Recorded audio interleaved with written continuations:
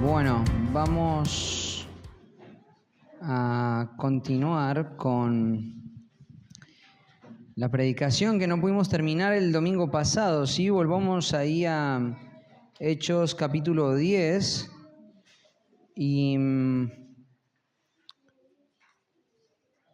estamos abordando varios versículos, desde el versículo 24 hasta el 48. Era la meta terminar, pero bueno, finalmente no pudimos terminar y está bien que no termináramos. Vamos a ir de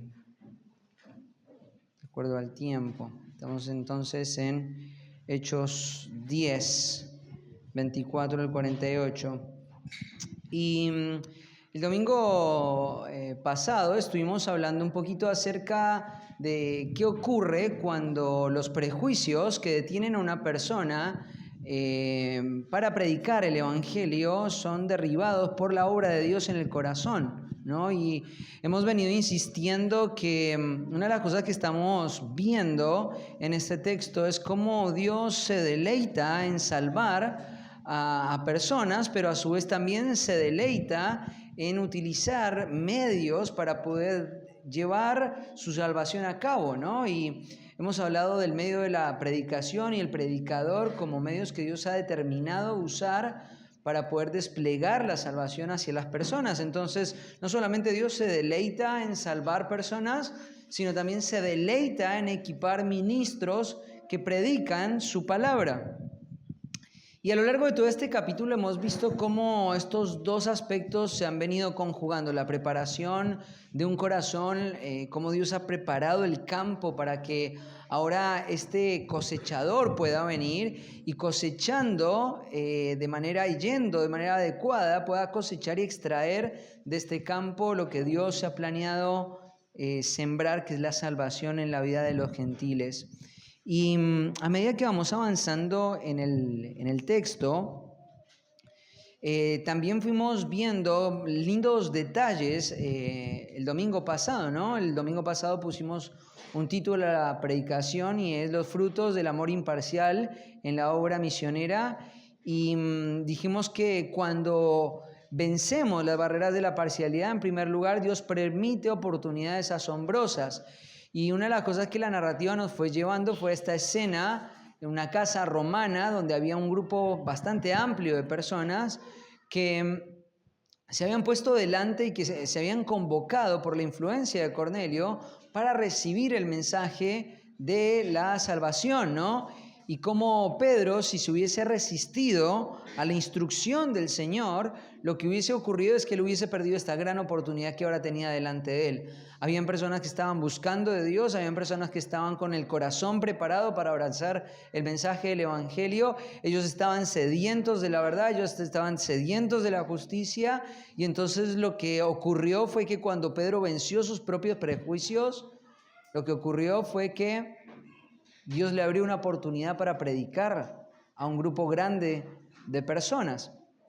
En segundo lugar, vimos que cuando vencemos las barreras de la parcialidad, Dios prepara corazones para la obediencia, ¿no?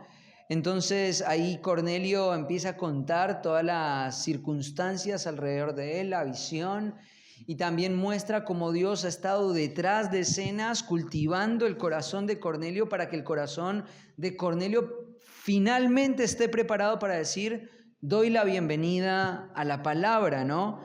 Y vimos que esto era una obra de Dios en el corazón y bueno, avanzamos hasta el versículo 33, y nos quedamos más o menos en ese lugar, ¿no? Y esto es lo que estamos viendo, los resultados deben ser, ¿no?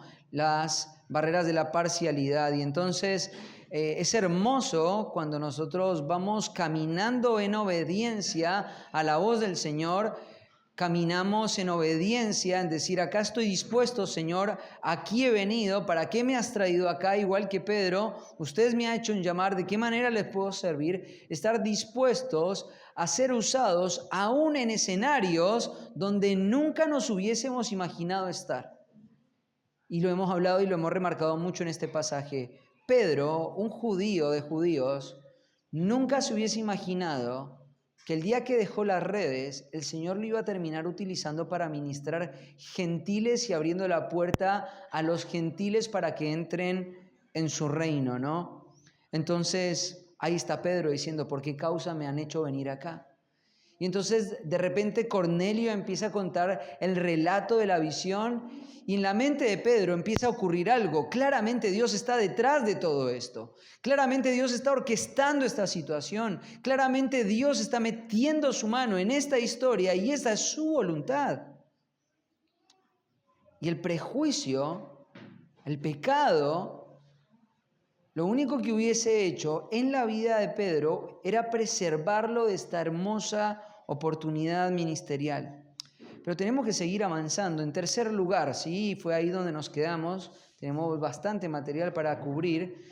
Dios provee claridad para entender su voluntad. Veamos lo que dicen los versículos 34 al 35. Entonces Pedro, abriendo la boca, dijo, ¿no? Hay un principio que nosotros tenemos que entender y es que las personas no se pueden salvar solas, ¿sí? Las personas no se pueden salvar solas. Esto es un principio inamovible de las Escrituras. Acompáñenme, por ejemplo, a Romanos, capítulo 10, versículo 14. Ahí en el versículo 13, Pablo en Romanos está hablando de la conclusión acerca del valor y el poder de la salvación y cuán accesible es la salvación a todos. Pero quiero decirte una cosa, la salvación es algo a lo cual las personas, los hombres, pueden tener acceso, pero Dios ha determinado que el acceso a la salvación se dé por medio de canales. Mira lo que dice el versículo 14. ¿Cómo pues invocarán a aquel en el cual no han creído? ¿Cómo van a poder invocar el nombre del Señor si todavía no hay fe salvadora? ¿Cómo puede eso ocurrir en la vida de una persona? La respuesta a esta pregunta es: no puede ocurrir. Si una persona no ha creído, no puede invocar. Y ese es el argumento de Pablo.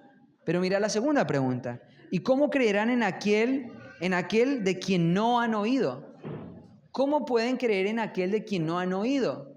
Es imposible invocar si no has creído, es imposible creer si no han oído. ¿Y cómo oirán sin haber quien les predique? Y acá uno podría pensar, bueno, una persona puede llegar a la salvación de cualquier medio, de cualquier forma. Pero acá Romanos capítulo 10 nos deja ver algo claramente.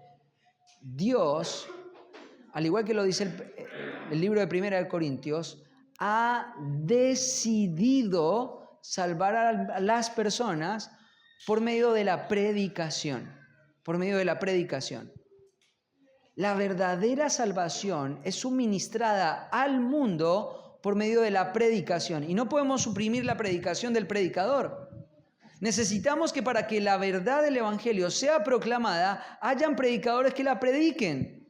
Entonces, en la mente de Pablo dice, no puede haber salvación, no puede haber quien invoque si no cree, no puede haber quien crea sin que escuche, no hay quien escuche si no hay quien predique. ¿Y cómo predicarán si no fueran enviados? Como está escrito, cuán hermosos son los pies de los que anuncian la paz. La verdadera salvación de Dios fue suministrada de manera tal que se despliegue en la historia de la humanidad por medio de algo que se llama la predicación. La predicación. ¿Por qué nosotros damos tanto énfasis al lugar de la predicación en la vida de la iglesia? ¿Por qué este momento es tan crítico? Porque el Señor ha decidido salvar por medio de la locura de la predicación. Entonces, vemos el comienzo de la vida de la iglesia. La vida de la iglesia comenzó con una predicación. Joel 2, versículos 32 al 34, es la primera predicación que vemos en la historia de la iglesia. Fue la predicación lo que dio comienzo a la era de la iglesia. Fue la predicación lo que le dio vida a la iglesia. Y va a ser la predicación lo que le va a dar vida continuamente a la iglesia. Pero no solamente eso, la predicación es el elemento que Dios va a usar para que las personas reciban la salvación. Por eso cuando nosotros pensamos en la comisión que recibieron los apóstoles, principalmente la comisión fue de predicar la palabra. Esta semana estábamos hablando con los líderes de otra iglesia, una iglesia que estamos acompañando, y una de las cosas que hicimos ahí cuando apenas llegamos con ellos fue escuchar sus necesidades y escuchar qué era lo que ellos estaban planteando como necesario en la iglesia. Estaban desarrollando programas, actividades alrededor de la iglesia. Y en un momento les ofrecimos a los líderes de esta iglesia una herramienta que ustedes la conocen bien, que es la del Centro de Capacitación Pastoral. Y una de las cosas que este hombre me preguntó es, ¿puedes darnos la posibilidad de tomar algunas materias que estén enfocadas más bien, no tanto en la predicación, sino más bien en el aspecto práctico del ministerio, como el aconsejamiento o la administración de ciertos programas?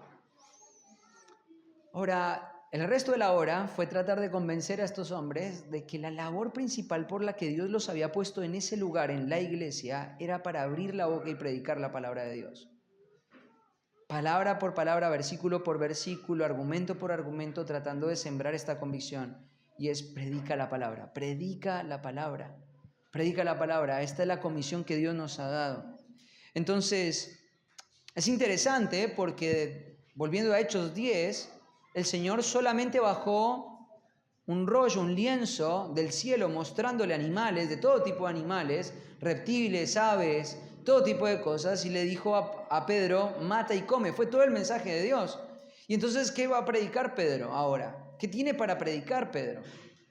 Porque, ¿qué tiene para suministrar? Bueno, tú has venido acá, Dios también te ha hablado a vos, pero Dios lo único que le dijo es mata y come. Fue todo lo que le dijo, fue todo el mensaje que Dios le dio. Entonces, ¿qué es lo que Pedro tiene para decir? ¿Con qué va a abrir la boca? Claro, Pedro lo que va a hacer no es traer un mensaje específico para la vida de Cornelio, sino es un mensaje que Dios ya le había dado hace mucho tiempo a Pedro para predicar. Entonces en el versículo 34 dice que abriendo la boca dijo. Y entonces va a empezar acá a cumplir la comisión que Dios le había dado. Claramente Pedro no necesitó muchas instrucciones. Lo único que necesitó fue preparar su corazón. Lo único que necesitó fue acondicionar su corazón para poder derribar el prejuicio, porque él ya sabía lo que tenía que hacer. Te digo una cosa, muchas veces hay excusas que levantamos para no hacer lo que el Señor nos llama a hacer, para hablar cuando tenemos que hablar. Hay muchas veces que nosotros nos frenamos para predicar el Evangelio cuando sabemos que somos llamados a hacerlo. Y lo que te falta no es claridad en la comisión, lo que te falta no es entrenamiento ni cómo hacerlo. Lo único que te falta es preparar tu corazón para dejar de frenar en la función que Dios te ha dado, en el lugar donde Él te ha puesto. Tenemos que entender esto. Dios nos ha llamado ya hace mucho tiempo a abrir la boca, a predicar. Entonces Dios no estaba trabajando en tratar de darle un mensaje específico a Pedro para Cornelio. No estaba trabajando en eso. Lo que Dios estaba haciendo era simplemente trabajando en su corazón para que todos los elementos pecaminosos que podrían haber frenado a Pedro a que diera el consejo de Dios fueran quitados para que corriera adelante con lo que él ya sabía que tenía que hacer. Y eso es algo muy importante porque yo me imagino que a medida que vamos escuchando textos como estos, nuestras conciencias empiezan a alertar, ¿no? Y empiezan a recordarnos momentos donde tendríamos que haber hablado, oportunidades que Dios nos ha dado. Y si somos sinceros, muchas veces lo que nos frena a hablar la verdad de Dios no es otra cosa más que nuestro propio pecado. No es otra cosa que nuestra falta de disposición a que el Señor trabaje en nuestros corazones para transformación, porque lo que frena a un hombre a hablar el mensaje del Evangelio no es otra cosa que sus propios prejuicios. Es la cobardía, es el amor a la comodidad, es el temor a la exposición. Claramente Pedro sabía que iban a haber repercusiones si él entraba y quebraba esa norma que desde niño se le había instruido. Era una situación sumamente incómoda para él. Era una ley, era una norma, pero además de eso era un estigma social entrar a la casa de un gentil. Y entonces seguramente hablar el Evangelio iba a generar un estigma de parte de él hacia sus conciudadanos judíos. Había una tensión muy grande con esto. Pero ¿qué es lo que frena? Lo que frena siempre es el pecado. Lo que frena siempre es el pecado, ¿no? Pero cuando el pecado se vence, cuando la cobardía se abandona, cuando el amor a la comodidad se deja de lado, y lo único que ponemos por delante es la obediencia de abrir la boca, tal como Pedro la está abriendo acá, en ir al lugar donde el Señor nos ha llamado para predicar el Evangelio, ocurre algo sorprendente. Dios da claridad a la mente de la persona. Mira lo que ocurre en este texto, ¿no? En verdad comprendo. En verdad comprendo. Esta es una afirmación sumamente llamativa, ¿no? En verdad comprendo.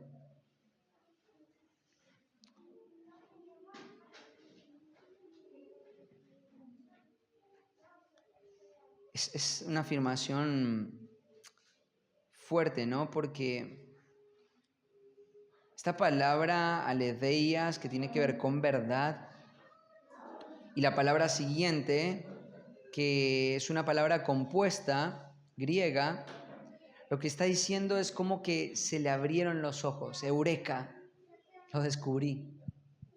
Ahora pude corroborar, ahora pude ver. Te digo, esta es una verdad espiritual interesante. Hay personas que tienen el deseo de querer conocer a Dios y dicen, yo quiero crecer espiritualmente.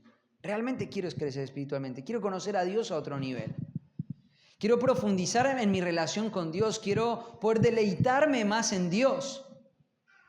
Y está esperando que todos los elementos internos, los afectos, las circunstancias se acomoden para poder finalmente corroborar qué es lo que Dios tiene para su propia vida. Pero fíjate que acá hay un patrón totalmente distinto. Dios le dio la orden, no llames a nada inmundo o común, no lo llames profano. Esto es una norma de hombres, esto es un prejuicio, esto es una tradición de los hombres, no es lo que yo pienso acerca de los gentiles. Entonces el corazón de Pedro empieza a ser preparado y es comisionado a moverse. Y entonces el Espíritu Santo dice, he aquí hay gente que te busca, no dudes en ir con ellos. Y él va con ellos. No hay forma de corroborar la voluntad de Dios para tu vida si vos no estás dispuesto a obedecer. No hay forma. Si tu expectativa es conocer a un Dios de manera pasiva, de manera contemplativa, nunca lo vas a conocer. Si tu expectativa es conocer a un Dios sin el compromiso de querer vencer los pecados que te frenan en tu vida espiritual, nunca lo vas a conocer. Si lo que vos querés es quedarte sentado como un espectador viendo cómo la vida espiritual pasa delante tuyo, quiero decirte que la realidad de Romanos capítulo 12, versículo 2, nunca va a ser la realidad tuya, ni mía. Nuestro llamado como cristianos es a corroborar continuamente cuál es la voluntad de Dios específica para nuestras vidas, pero en la medida que nuestros corazones no estén dispuestos a la obediencia, eso es una imposibilidad. Es imposible. Es imposible. Si tu corazón no está dispuesto a dar los pasos más incómodos, pero necesarios, no vas a poder conocer al Señor de una manera más profunda. Y mira lo que está pasando acá. Ahora verdaderamente me doy cuenta. ¿Sabes? Muchas veces en el aconsejamiento de muchas personas vemos cómo personas tienen estructuras mentales tan arraigadas en su mente, tan sujetas a su mente, pensando que es la voluntad de Dios para sus vidas, ¿no? Era lo que le pasaba a Pedro. Pedro pensaba que la voluntad de Dios para su vida era que él nunca pisase suelo de una casa gentil. Él lo hacía como una forma de agradar a Dios, ¿no? Pero Dios tuvo que tomar esa mala teología que había en su entendimiento, exponerla. Ya la había expuesto en realidad, ¿no? Ya la había expuesto. En Lucas capítulo 7 ya la había expuesto. No llames inmundo a lo que está afuera. No es lo que está afuera lo que contamina al hombre, sino es lo que está dentro del hombre. Esa teología Cristo ya se la había empezado a enseñar aún cuando Cristo estaba en la tierra junto con él. 5 veces tuvo que reiterar ese concepto teológico para que finalmente la cabeza de Pedro cambiara por completo. Pero ni siquiera con la enseñanza del Señor él cambió su mentalidad. ¿Sabes cuándo cambió su mentalidad? Cuando él dijo, bueno, no lo veo, no lo entiendo, pero lo voy a caminar en fe y en obediencia. Y caminando en obediencia fue que él se dio cuenta. Ahora me doy cuenta de mi error.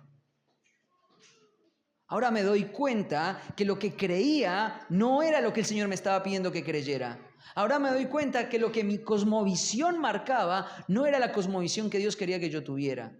Ahora me doy cuenta que mi prejuicio no está basado en las verdades de Dios. Está basado en las preferencias de una tradición, de lo que generalmente se hizo. Y entonces ahí se abre la cabeza. Y te digo una cosa, en la vida de la iglesia, las personas que son aprobadas, si podríamos utilizar un término de 1 Corintios, personas son aprobadas, son personas que están inmersas en esta dinámica. Dios expone sus corazones, Dios expone su pecado, Dios expone sus prejuicios, y ellos, aunque no lo entiendan, empiezan a caminar. Y caminando se van dando cuenta y van corroborando la voluntad de Dios para sus vidas.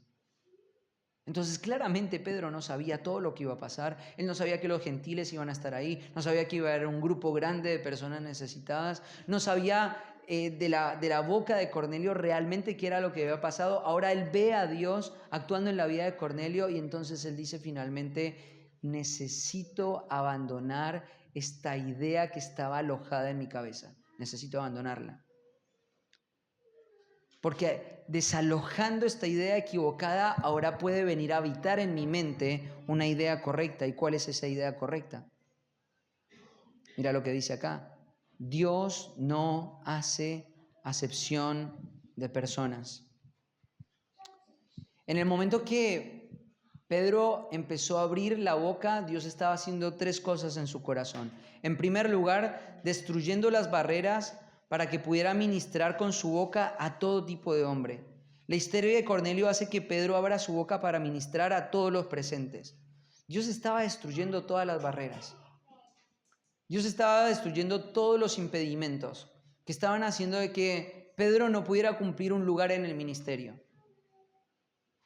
Dios estaba quitando absolutamente todo. En el momento que él abrió la boca e hizo lo que Dios le estaba pidiendo, Dios empezó a quitar todas las barreras que estaban deteniéndolo para poder crecer ministerialmente. En segundo lugar, Dios estaba obrando en la vida de Pedro, abriendo su entendimiento para conocer a Dios con mayor precisión. Dios estaba abriendo el entendimiento de Pedro para conocer a Dios con mayor precisión. Pedro afirma ahí, ahora me doy cuenta. Esa expresión griega es ahora, no antes. No lo entendió en Lucas capítulo 7. No lo entendió en la visión del rollo. No lo entendió en las 3 veces que el Señor volvió a mostrar su mensaje. No lo entendió cuando el Espíritu Santo le dijo, síguelos y acompáñalos. No lo entendió cuando empezó a caminar por la puerta de la casa. Lo entendió mucho tiempo después, lo entendió cuando las palabras de Cornelio se callaron. Y entonces ahí esa expresión griega dice es ahora lo estoy entendiendo. Ahora lo estoy entendiendo. Esto es una gran bendición. Y eso es algo que alienta mucho a mi vida. Muchas veces me encuentro con personas que se rehúsan a abrazar criterios bíblicos para sus propias vidas. Y pienso, Dios estaba acá hablando. Dios estaba hablando. Es Dios el que está en la sesión de aconsejamiento con Pedro. Tuvo una sesión en Lucas 7, tuvo 3 sesiones más ahí en la visión, en el éxtasis.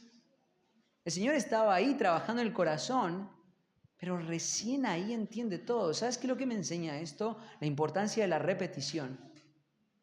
Hay muchas veces que en el trabajo con las personas no hay que decir cosas nuevas. En el trabajo con las personas no hay que pensar o generar una tensión en, viene el aconsejamiento, viene la persona, sigue sin cambiar, tendría que generar algún tipo de nuevo mensaje para ver si puedo finalmente obtener un resultado distinto. Pero ¿sabes una cosa? El trabajo de Dios en la vida de Pedro fue repetitivo, fue el mismo mensaje. No seas prejuicioso, no seas prejuicioso, no seas prejuicioso. No llames a los hombres inmundos o profanos o comunes, no lo hagas una y otra vez, una y otra vez. El mismo trato, hasta que finalmente Pedro pudo decir, ahora lo entiendo. Eso es algo que a mí como desde la perspectiva de un consejero, de un pastor o de una persona que está acompañando a otro, un mentor, es algo que me alienta mucho. Lo único que tengo que hacer es repetir, orar y depender del Señor hasta que el Señor haga la luz en el entendimiento de las personas.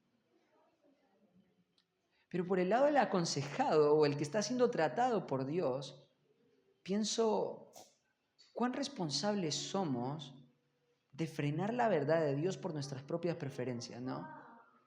Cuando el Señor dice claramente, esta es la dirección en la que quiero que vayas. Esto es lo que quiero que creas. Esto es lo que quiero que abraces. Este es el camino que necesitas transitar. Y nos resistimos. Y somos responsables por eso. Y entonces todos estos puntos se convierten en negativos. No hay oportunidades. No hay un corazón dispuesto para la obediencia. Mucho menos hay claridad. Te digo, es muy triste trabajar con personas tratando de obtener claridad cuando sus corazones no están dispuestos a la obediencia. Cuando persisten y son testarudos en abrazar sus propios caminos, en abrazar sus propias metas, en abrazar sus propios deseos, en abrazar su propia comodidad. Te digo, cuando una persona abraza este tipo de cosas y no se dispone a la obediencia, nunca va a obtener claridad. Este tipo de claridad que Pedro está teniendo ahora en este momento solamente vino por la disposición de un corazón a decir, no lo entiendo, no lo sé, en algún momento Dios me va a dar la claridad, pero yo voy a obedecer. Y Dios trajo la claridad. Entonces, destruyendo las barreras, Dios está orando, destruyendo las barreras, abriendo el entendimiento y finalmente quitando todos los limitantes para una vida ministerial efectiva. No solamente hay una obra en el corazón, sino que además hay un equipamiento en el corazón y en la vida y en el entendimiento de este hombre para hacer la obra del ministerio. Digo que es muy triste cuando... Esto es algo real, es una tragedia realmente. Cuando hombres deciden, yo quiero vivir bajo estos patrones de obediencia y empiezan a crecer. Y empiezan a abrazar y Dios les empieza a dar claridad. Pero aquellos testarudos que están viendo toda la obra de Dios desde la tribuna, todos aquellos rebeldes que no quieren doblegar su corazón y ven la obra de Dios desde lo lejos, empiezan a criticar a los que están avanzando y los que están siguiendo estos patrones. Y empiezan a ver este tipo de personas como una amenaza. Y cultivan en su corazón la comparación, en vez de generar estímulo y humildad para poder imitar a aquellos que están creciendo. Eso lo vamos a ver en el capítulo 11. Porque habían personas que estaban viendo la forma en la que Dios estaba actuando en la vida de Pedro, la forma en la que Dios estaba salvando a las personas. Y en medio de ese entorno, personas empezaron a tener un problema con la efectividad que Pedro estaba teniendo en el ministerio. Y esto es una tragedia. Cuando personas crecen y otras no crecen, y las que no crecen sienten envidia de las que están creciendo porque están obedeciendo. Y son prejuiciosos con los que crecen porque están creciendo. En vez de preguntar qué están haciendo ellos para crecer, así me alineo con los que están creciendo. Es una tragedia. Esa es la tragedia del capítulo 11, la vamos a estudiar más adelante. Pero Pedro está acá, ¿cierto? Y Dios está quitando todo lo limitantes raciales, las costumbres, las tradiciones, las está reemplazando por completo. Son tradiciones de cientos de años.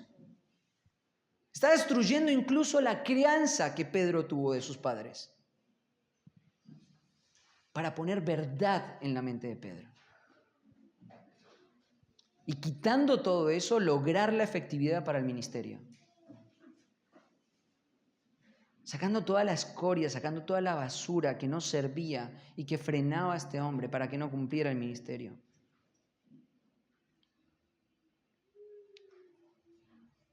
Ahora, nosotros tenemos que entender que el Señor nos ha llamado y nos ha comisionado a esto. A vencer nuestros propios pecados, a nuestras propias barreras, a nuestros propios prejuicios. Porque esto provee claridad para entender su voluntad. Mira lo que dice el versículo 35. Sino que en toda nación se agrada el que le teme y hace justicia. Fíjate que al final del versículo 34 habla del concepto de acepción de personas. Este es un tema que a mí me gustaría aclarar también, porque la acepción de personas es uno de los conceptos que se ha utilizado, por ejemplo, en gran medida para contradecir la doctrina de la elección, ¿sí? Entonces, cuando vos estás hablando con alguien acerca de la doctrina de la elección y cómo Dios ha elegido personas desde antes de la fundación del mundo para que sean salvas, y esto lo ha hecho por el puro afecto de su voluntad, tal como lo enseña Efesios capítulo 1, una de las cosas que suelo escuchar frente a este tipo de doctrinas o de los argumentos es: Dios no hace acepción de personas, ¿no? Ahora, claramente este pasaje está diciendo que Dios no hace acepción de personas, ¿no? Y me gustaría aclarar qué significa esto y qué no significa esto. Ahora, lo que no significa la acepción de personas es lo siguiente. No significa que Dios está dispuesto a establecer una relación con alguien que no tiene la disposición de cambiar. Ustedes han escuchado una canción, hay una canción que cada vez que la escucho, se canta en muchas iglesias, me genera mucha repulsión, ¿no? Cuando dice que Dios está dispuesto a aceptarme tal como soy, ¿no? Eso no es una realidad. Si Dios estuviera dispuesto a aceptarme tal como soy, nunca hubiese entregado a su Hijo Cristo. Entonces, Él no me acepta tal como soy. Él me acepta por la justicia de Cristo, me acepta. Porque una justicia me es imputada, ¿no? Y además, esa justicia le es otorgada solamente a aquellos que están cansados de su propio pecado, que están sedientos de justicia y vienen a Dios para que Él transforme y cambie todo lo que una persona es para ser una totalmente distinta. Entonces no hay lugar en la doctrina bíblica para pensar que Dios acepta al hombre tal como Él es.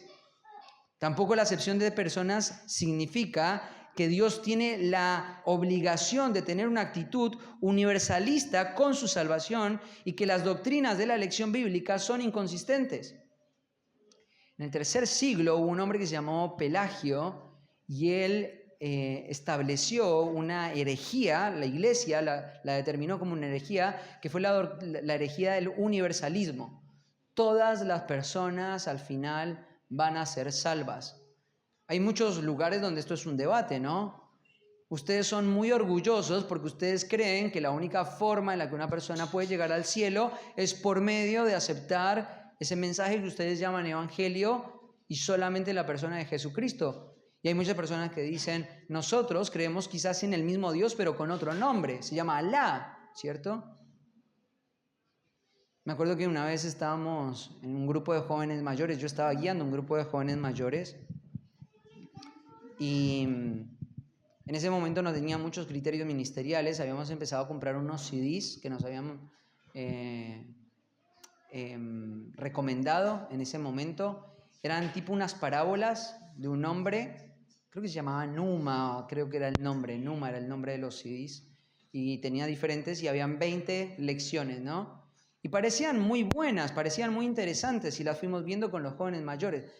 Pero la parábola número 21 arrancaba con esta premisa. Podríamos pensar, esto es lo que decía la parábola número 21 de ese programa, podríamos pensar que un hombre como Mahatma Gandhi, un hombre que ha hecho tanto bien, una persona como la Madre Teresa de Calcuta, que hicieron tanto bien a la humanidad, están en el infierno simplemente porque no aceptaron todo el mensaje que nosotros vemos en las Escrituras.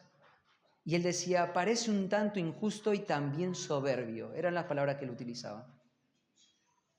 Quiero decirte una cosa, estas personas, si no abrazaron el mensaje de Jesucristo y dispusieron su corazón en arrepentimiento y fe, hoy, por más de que hayan hecho el impacto social que sea, están en el infierno, bajo la ira de Dios, aguardando por el castigo eterno de sus almas.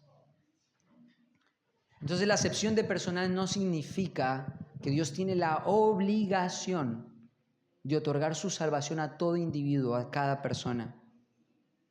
Ahora, ¿qué significa que Dios no hace acepción de personas? Lo que significa ese concepto es que Dios está dispuesto a establecer una relación con hombres sin importar su color, su nacionalidad, su cultura, su educación o economía, siempre y cuando el corazón esté preparado con una sed de la verdad y de la justicia de Dios y una disposición a recibir el Evangelio con una fe obediente. Sin estos últimos condimentos no hay posible relación con Dios. Todos los elementos que podemos ver en el corazón de Cornelio dejan ver por un lado que Dios estaba trabajando soberanamente en el corazón de este hombre, en el corazón de su familia, en el corazón de un grupo de amigos y también de un grupo de soldados. Dios estaba trabajando soberanamente en el corazón de estas personas. Más adelante Pedro va a hacer una exclamación, va a hacer una afirmación donde él va a reconocer la soberanía de Dios actuando. Pero no podemos pensar que acepción de personas significa universalismo. No podemos afirmar que acepción de personas significa que él está dispuesto a establecer una relación con alguien que no tiene la disposición al cambio y a la transformación. No significa eso.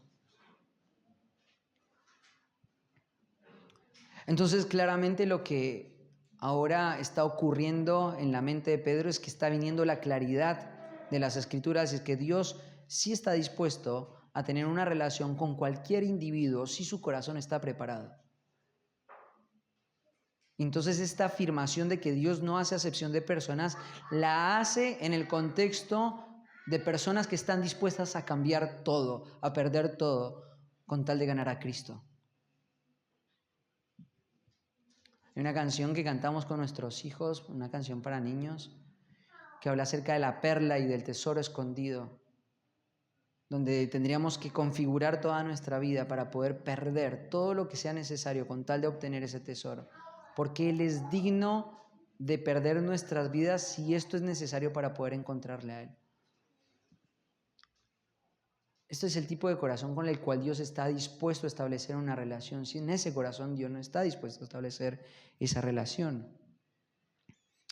Entonces, Cornelio tiene todos los condimentos para poder afirmar: Dios no hace acepción de personas. No importa que seas gentil, no importa que seas romano, no importa que hayas matado personas en el nombre del imperio, no importa el trasfondo del que vengas, no importa la cantidad de pecado.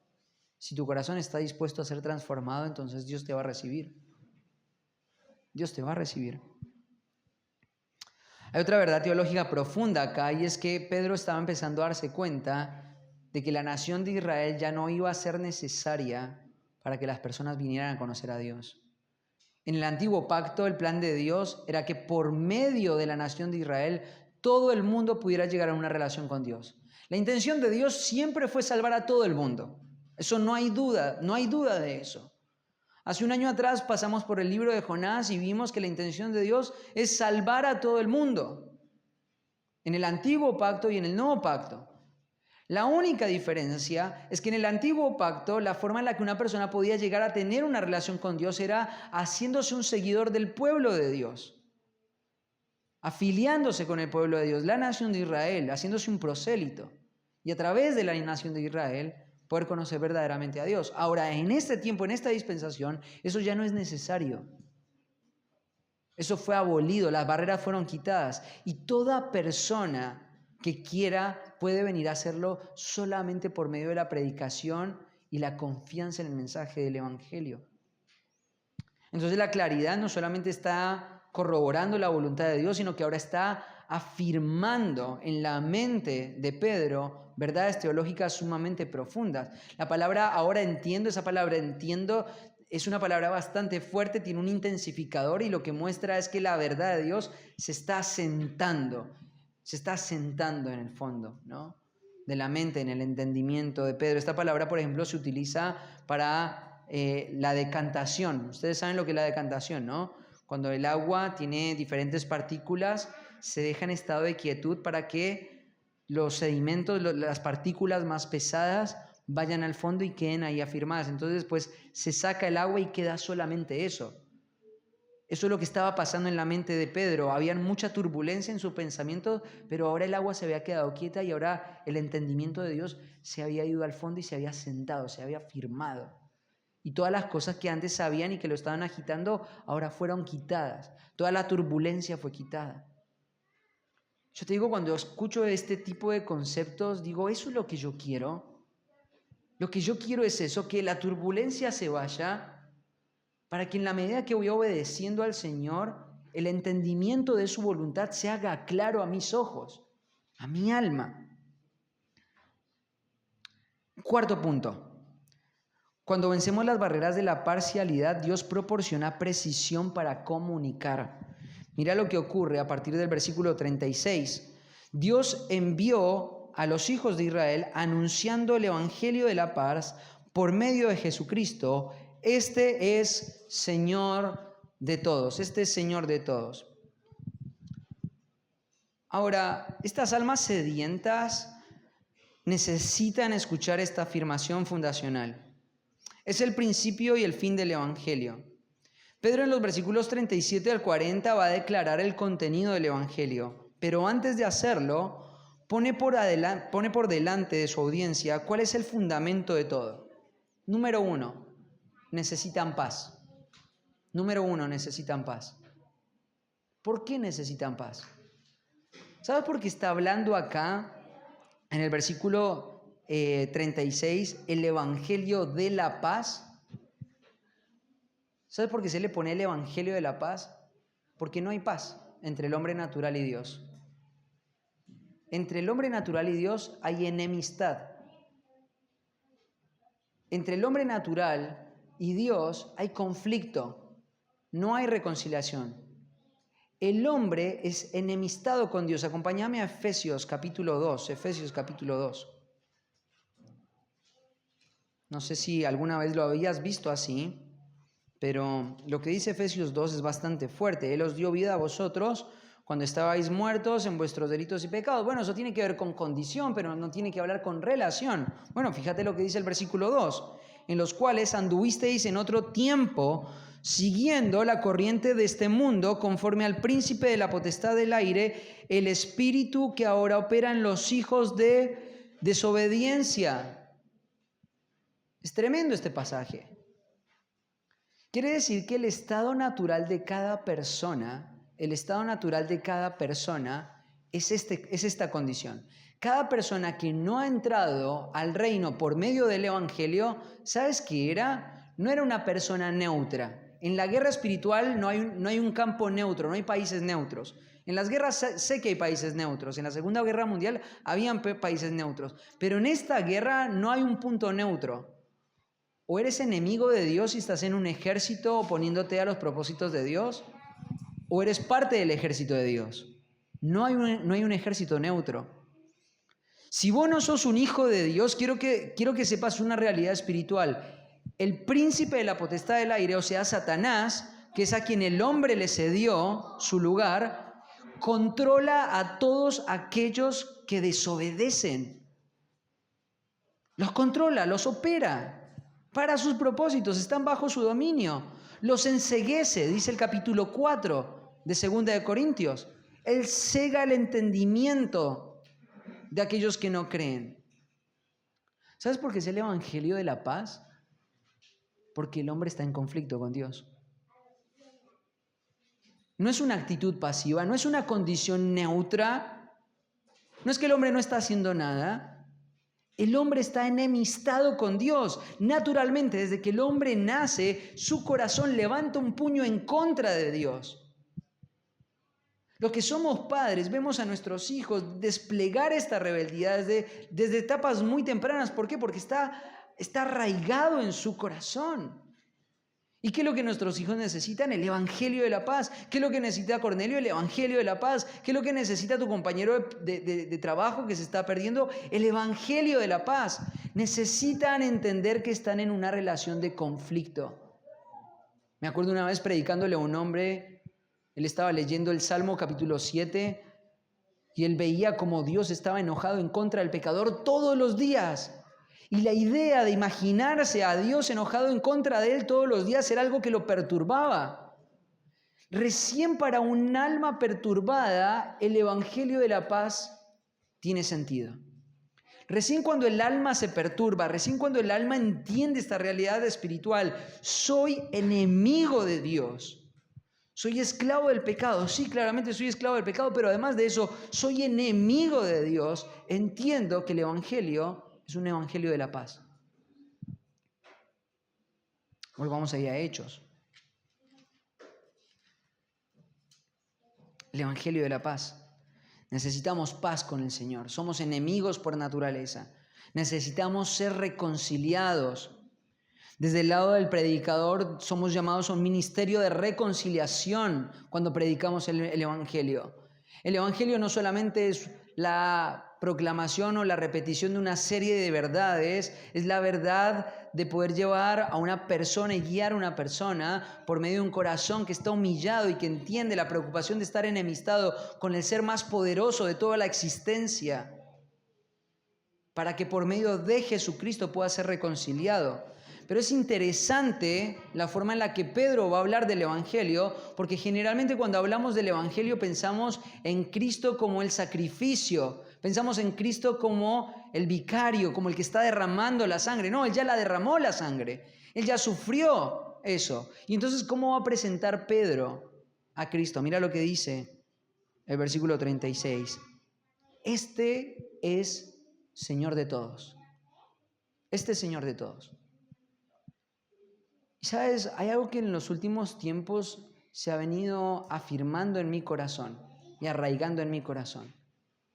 El evangelio bíblico, el evangelio preciso, el verdadero evangelio necesita proclamar a Cristo como Señor. Necesita proclamar a Cristo como Señor.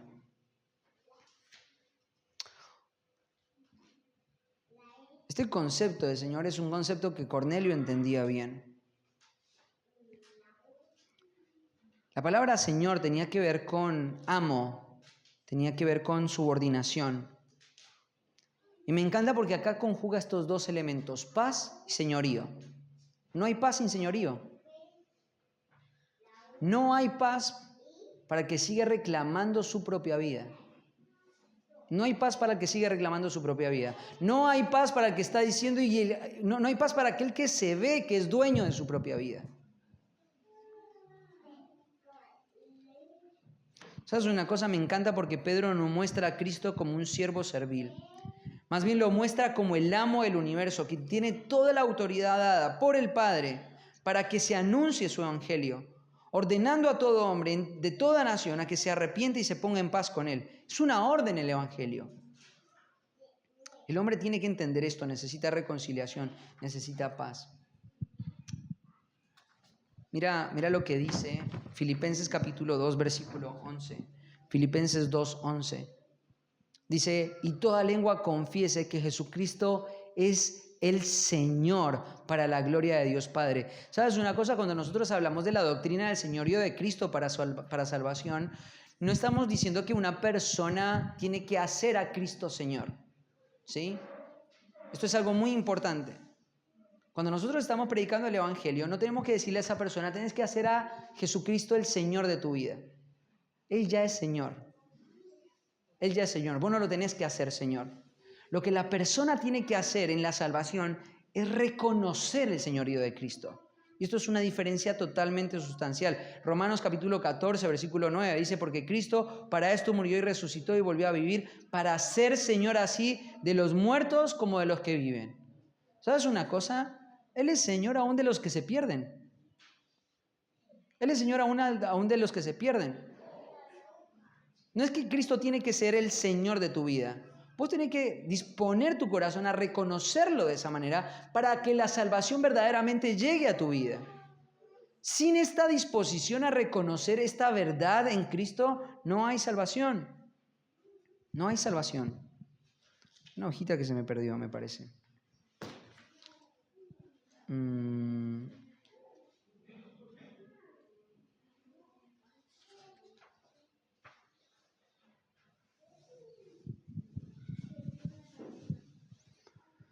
Sí, se me perdió una hojita. Tenemos que asumir que Cristo ya es Señor de todos y sobre todos. Entonces, ¿qué es lo que el Evangelio bíblico requiere? Claramente no es hacerle Señor, sino más bien acatar su señorío. Acatar su señorío es lo que el Evangelio requiere. Esto es algo totalmente distinto. Una persona que no acata el señorío de Cristo no puede ser salva. Eso es precisamente lo que Pedro está poniendo por delante de Cornelio. Una de las grandes evidencias de esta doctrina, por ejemplo, es el ejemplo de la nación de Israel. ¿Por qué la nación de Israel no pudo ser salva? ¿Por qué la nación de Israel fue rechazada? La nación de Israel no pudo llegar a la verdadera salvación porque ellos no estaban dispuestos a que sus corazones acataran el señorío de Cristo. Un desprecio al señorío de Cristo pone en una relación de conflicto con el Señor. Cristo es Señor, pero el pueblo no lo quiso aceptar. Por lo tanto, tenemos que adoptar la idea de que Cristo no está dispuesto a ser a alguien participante de su reino a menos de que acate su señorío.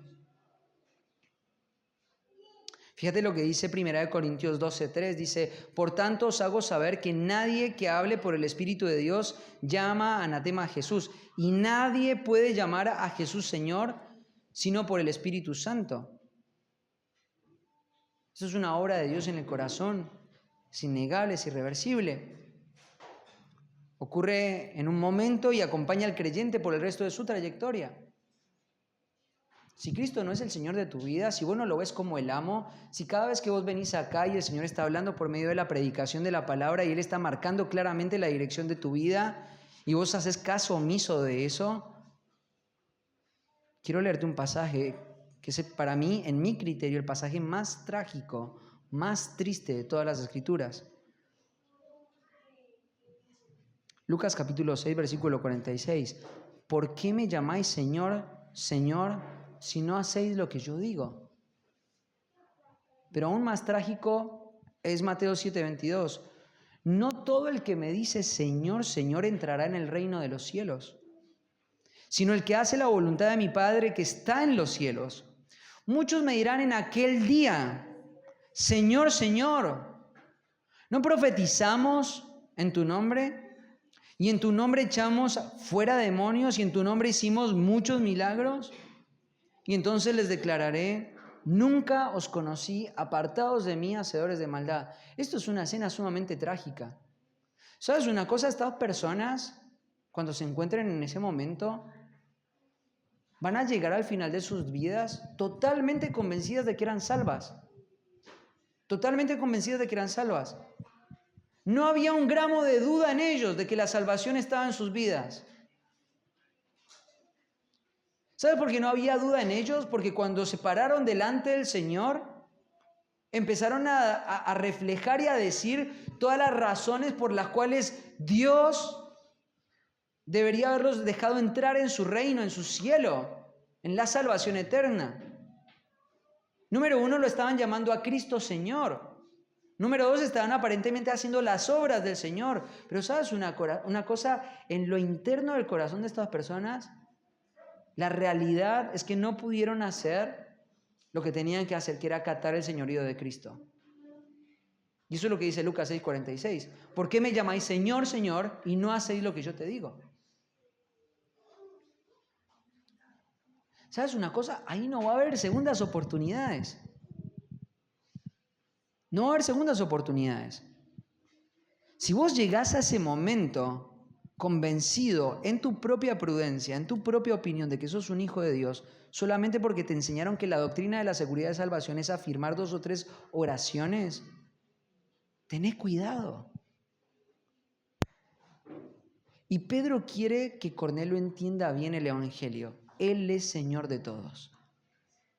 El Evangelio bíblico ponía a Cristo como Salvador, pero principalmente como Señor. Él no está en la cruz, Él está en el trono. Él estuvo en la cruz, pero ahora está en el trono.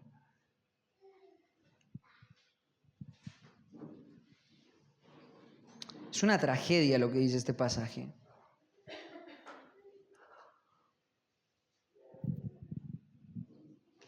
La proclamación del señorío de Cristo es importante para la predicación del Evangelio por varias razones. Número 1, Jesús es Dios. Los sectarios no afirmarían esto. Jesús es Señor porque Él es Dios. No reconocer esto es un gran peligro para la integridad del cristianismo. Cuando una persona quiere entrar en una relación con Dios, debe entender que Él es creado y que Dios es Señor. Jesús es Dios, por lo tanto también es Señor. Segunda razón, Jesús es Salvador. Su obra salvífica revela que su carácter de Señor se vio en cada momento. No se puede separar el concepto de Salvador y Señor. Son las dos caras de la misma moneda. Negar uno es negar el otro. Jesús es Señor. Hay vastas descripciones bíblicas en las Escrituras que invitan al hombre a asimilar que esto es así. No solo que lo describen a Cristo, sino que las descripciones del Evangelio son esencialmente descripciones del señorío de Cristo. Es excepcional la forma en la que Pedro está predicando el Evangelio acá, ¿no? Él es Señor de todos, Él es Señor de todos.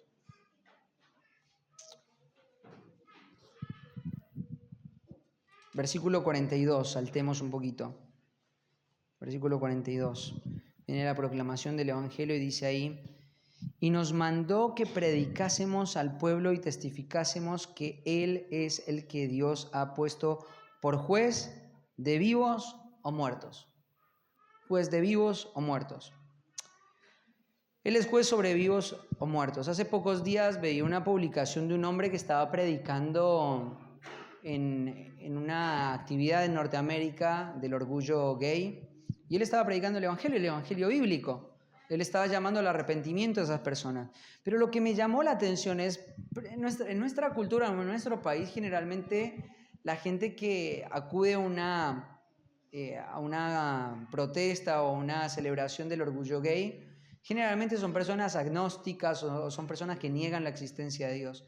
Pero en Estados Unidos hay una particularidad, y es que al ser una sociedad tan atravesada por el cristianismo, hay muchas personas que el evangelio bíblico es confrontado desde la perspectiva teológica. Y entonces toman las escrituras para poder argumentar cómo Dios podría haber hecho a una persona gay, ¿no? Pero los argumentos que más escuchaba mientras que veía a este hombre predicar en ese entorno era el hecho de que Jesús es un Jesús de amor, es un Jesús de amor.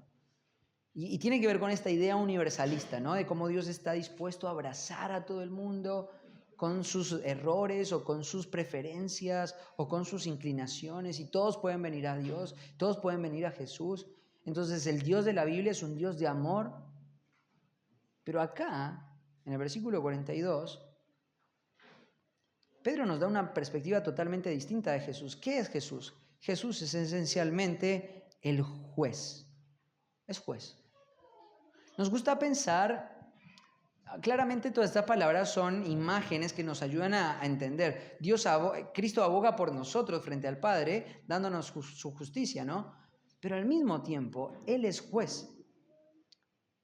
Él no solamente va a abogar por aquellos que están dispuestos a acatar su señorío y están dispuestos a obedecer en fe el Evangelio, sino que Él además está dispuesto a condenar a aquellos que lo rechazan.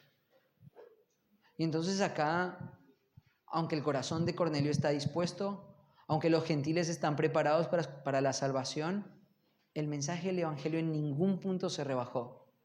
El estándar del Evangelio en ningún momento se bajó. La imagen de Cristo en ningún momento se degradó. Y lo que se hace es poner por delante a Jesucristo desde una forma realmente correcta. Él es juez. Él es juez.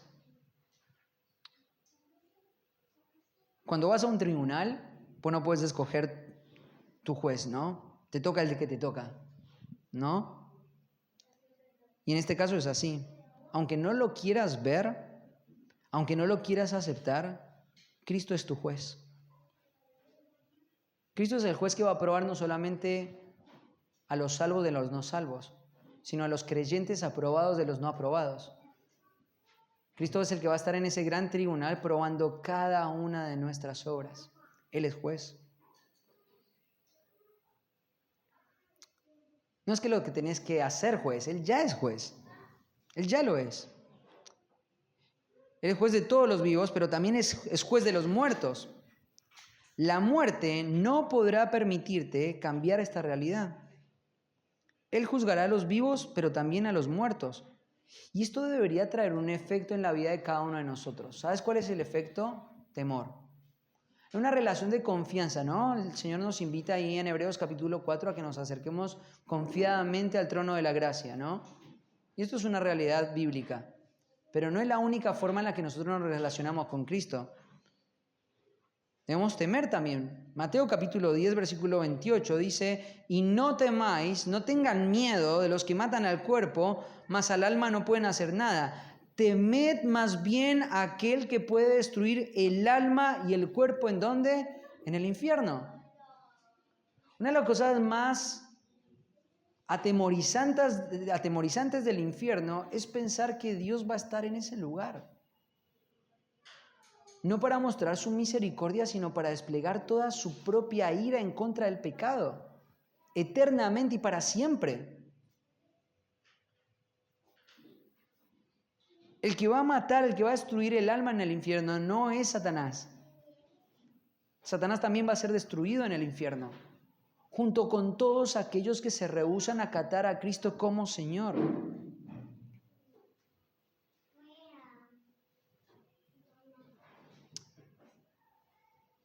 Esto es algo muy importante, ¿no? Hace poco tiempo alguien me preguntó qué pensaba acerca de una serie de televisión.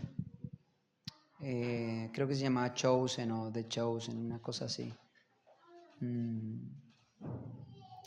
Y le dije, no me llama la atención perder mi tiempo prestando atención a ese tipo de cosas, ¿no?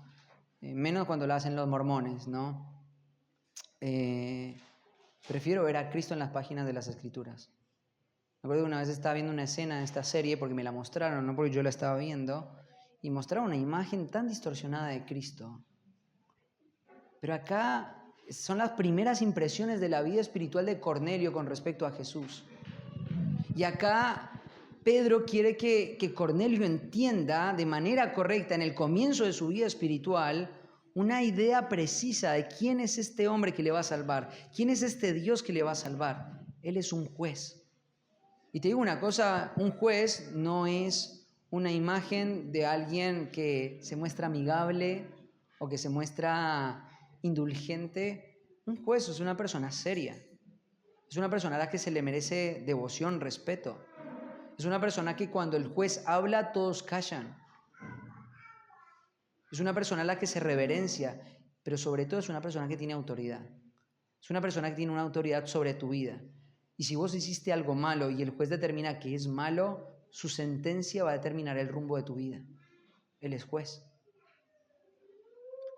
Ahora, hay muchos intentos de crear imágenes de Cristo que son totalmente distorsionados. No deberíamos permitirlos, sino que deberíamos estar haciendo esto todo el tiempo. ¿Qué imagen debo tener de Cristo? No la que la sociedad presenta, no la que mis prejuicios le gustaría abrazar. Ver a Cristo tal como Él es presentado en las páginas de las Escrituras. Él es juez. Tenemos que terminar acá. En último lugar, cuando vencemos las barreras de la parcialidad. Quinto lugar, Dios produce el milagro de la salvación eterna. Mira lo que ocurre ahí en el versículo 44. Mientras aún hablaba Pedro estas palabras, el Espíritu Santo cayó sobre los que oían el discurso. Y los fieles de la circuncisión que habían venido con Pedro se quedaron atónitos de que también sobre los gentiles se derramase el don del Espíritu Santo. Esto es algo asombroso. Estas personas que no pertenecían al pueblo de Dios, que no tenían tradiciones cristianas, que no tenían tradiciones judías, que no tenían nociones, que no tenían conocimiento, que habían sido rechazados por años, ahora son aceptados. Una de las ambiciones más grandes que vos y yo deberíamos desear en nuestro corazón es poder raer todo tipo de problema, quitar todo tipo de obstáculo para poder ver esto, para poder ver personas que son traídas al reino de Dios, que son arrastradas por el Señor al reino de Dios. Y quiero decirte una cosa, un ángel no va a predicar el evangelio. Lo vas a tener que hacer vos. Y vos vas a tener que desarrollar un corazón que tenga una ambición por poder ver esta obra en hombres y en mujeres. Pero por el otro lado pienso este pasaje de una forma negativa. Trata de imaginar esto. Trata de imaginar tu eternidad viendo el rostro de personas que van a ser lanzadas al lago de fuego y que este pensamiento va a estar marcando toda tu eternidad. Ellos se fueron al lago de fuego y yo fui responsable por hablar el mensaje del evangelio y no lo hice. ¿Sabes una cosa? Muchas veces la compasión no viene a nuestros corazones y desarrollamos una forma de crueldad y somos crueles cuando callamos porque no somos conscientes de que somos responsables de proclamar el mensaje del evangelio. Y que el día que el Señor envíe a esas personas, las va a enviar en gran medida por no haberle buscado, por haberle dado la espalda al Señor, pero a vos también te va a ser responsable por no haber abierto tu boca, por no haber sido un testigo de Cristo. Y vas a tener que vivir con esto en tu mente y en tu memoria. Esta persona no se salvó porque yo no le prediqué. Ya sé que muchos están diciendo, bueno, pero Dios es soberano y todos los que Él va a predestinar para que sean salvos van a ser salvos, sí. Pero las doctrinas de la gracia y de la soberanía de Dios no suprimen tu responsabilidad. Cuando Pablo hizo su ministerio y habló con los ministros de la iglesia de Éfeso, les dijo, yo soy limpio de la sangre de todos vosotros. ¿Por qué? Porque prediqué la palabra. Lo que vos y yo tendríamos que estar procurando continuamente es poder ver nuestras manos limpias de la sangre de esas personas. Y saber que en parte esas personas van a sufrir en la eternidad. Niños, familias enteras van a sufrir en la eternidad. Porque no solamente es un individuo al que ese compañero de trabajo al que tendrías que estarle predicando y no le predicas, tiene familia, tiene esposa, tienes hijos. Y son familias enteras las que son arrojadas al lago de fuego eterno, donde la ira de Dios va a estar aplastándoles por toda la eternidad. Y tus manos van a estar manchadas con esa sangre. Somos responsables de esto. Pedro era responsable de tener que ir ahí y finalmente fue, y ¿sabes qué fue lo asombroso? La salvación ocurrió. Dios quiere salvar, pero Dios también te quiere preparar. Y puso este mensaje acá para mostrarte cómo Él trabaja en el corazón de sus siervos. ¿Trabajó en la vida de Cornelio para salvarlo? Amén, sí, Él lo hizo. Pero ¿cómo se van a salvar si no hay quien les predique? ¿Quién va a predicar? Ahora, te digo una cosa más. En el mar de confusión que hay con respecto a la salvación, ¿quién va a predicar un evangelio bíblico? ¿Cuántos tienen la herramienta de predicar el evangelio bíblico en sus manos? Ustedes lo tienen, yo lo tengo. Somos responsables. Y si esto no te conmueve en lo más mínimo, ¿sabes qué quiero decirte? Tienes un corazón lleno de crueldad. Sos una persona cruel. No hay que llamarlo con otro nombre. Es crueldad.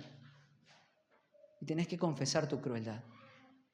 Si no hay preocupación por las almas que se pierden, si no hay valentía para hablar del Evangelio, ¿sabes qué es lo que tenés que asumir? Que hay crueldad en tu corazón y que necesita ser desechada, necesita ser confesada, necesita ser abandonada, necesita ser revertida, necesita ser cambiada y reemplazada por la compasión, por la obediencia, por el amor.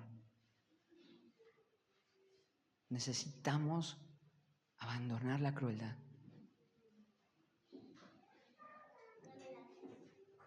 Dios produce el milagro de la salvación. Él la quiere hacer.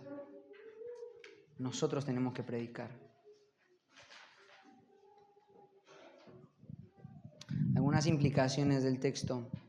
Solo personas dispuestas a rendirse a Dios, más allá de sus prejuicios, tradiciones, experiencias o preferencias, podrán corroborar la voluntad de Dios. Solo estas personas pueden conocer a Dios a otro nivel.